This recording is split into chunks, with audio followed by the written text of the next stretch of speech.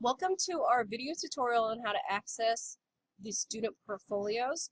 So before you are able to view the portfolios, you have to sign in onto Google with our susdlearns.net account. So teachers, please use that account. If you forgot your password, please email me and I can reset your password.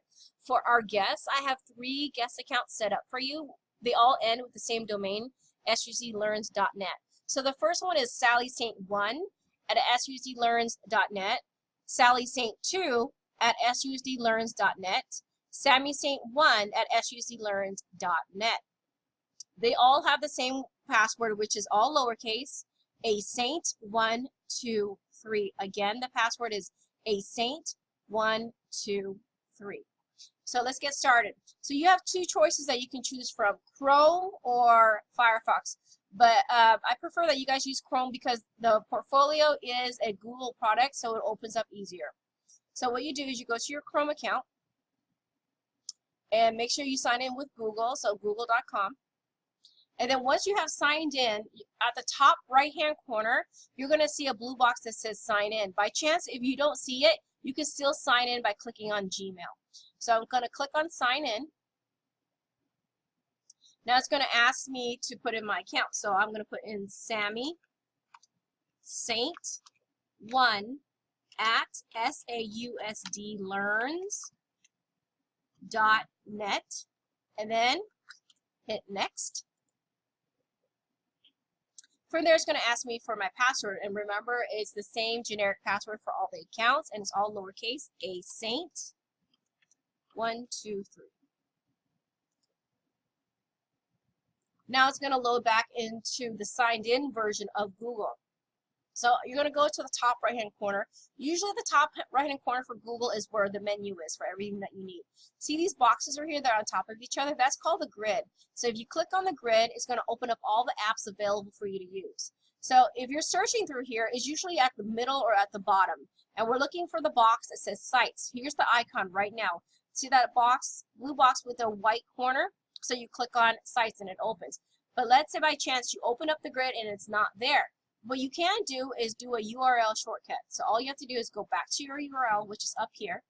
Click on it until the blue disappears. You're going to do a backslash and put in the word sites, S-I-T-E-S, then hit enter. Then it will lead you to the site screen.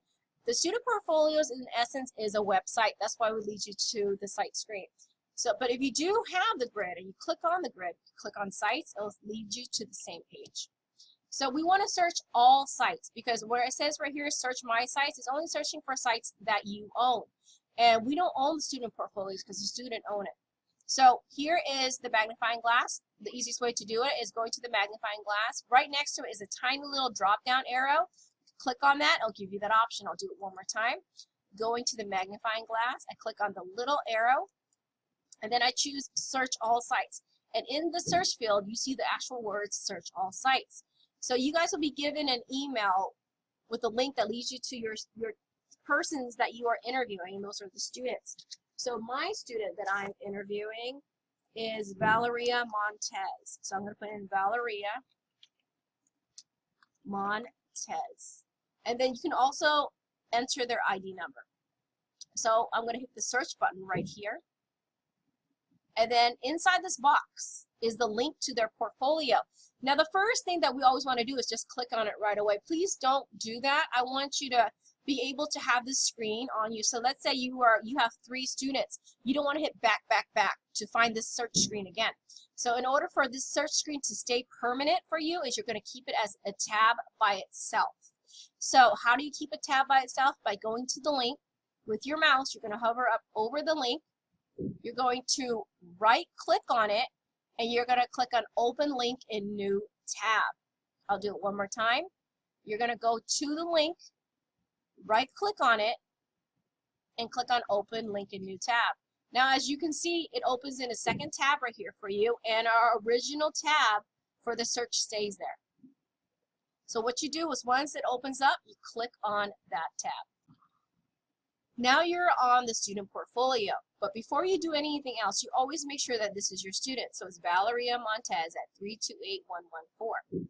So the portfolio is broken up by sections. If you go to the navigation section right here, first is home. This is their home screen. Section 1 is career.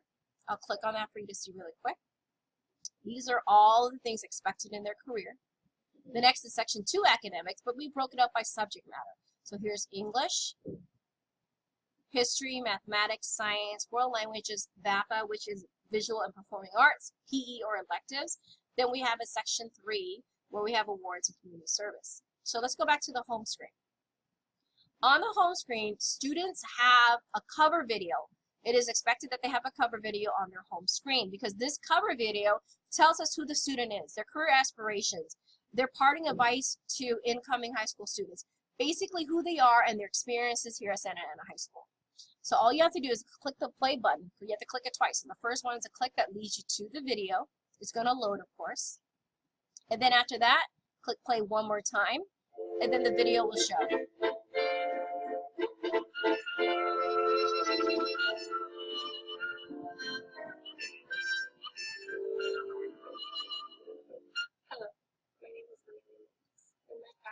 So please take the opportunity to look at the video so you get to know the students ahead of time before they come to the interviews.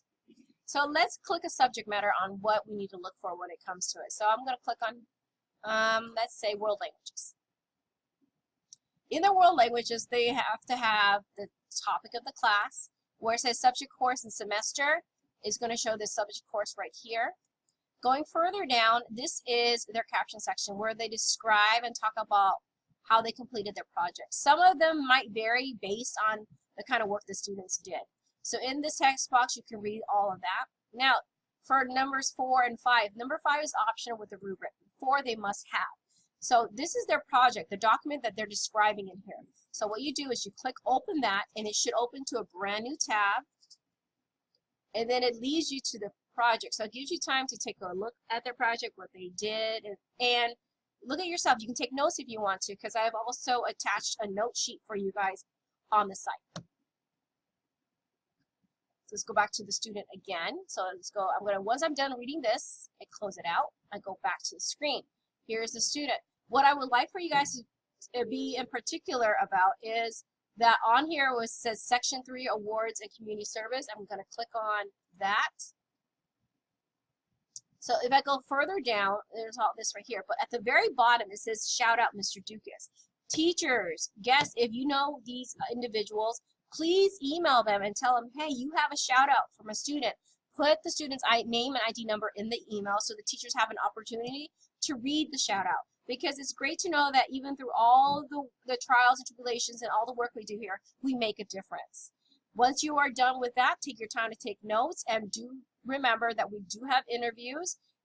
On the day of the interviews, it's great if you have time to go through all of this so you are prepared. Take notes if you need to. Basically, have fun. And thank you for coming to our interviews.